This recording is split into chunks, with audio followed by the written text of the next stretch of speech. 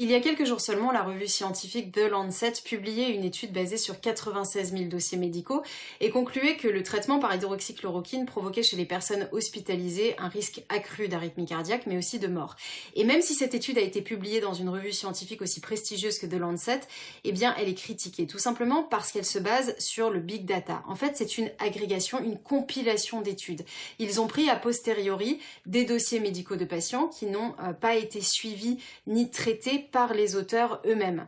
Donc c'est une agrégation statistique, ce n'est pas un essai clinique, mais plutôt une étude observationnelle.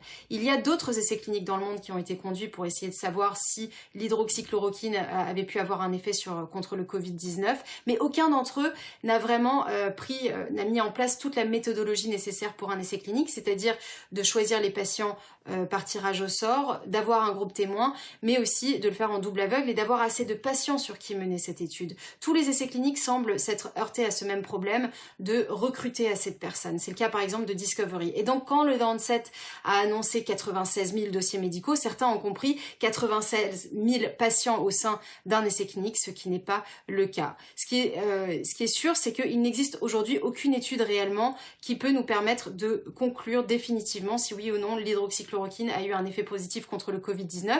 Il y a 3 études, notamment une menée à New York, une en France et une en Chine, qui concluent au fait que ça n'a ni amélioré ni détérioré l'état de patients ayant un cas sévère de Covid-19. Il n'y a que le docteur Didier Raoult qui persiste et signe à Marseille et qui dit que si l'hydroxychloroquine est vraiment prescrit au tout début des symptômes, eh bien il a une efficacité pour réduire la létalité du Covid-19.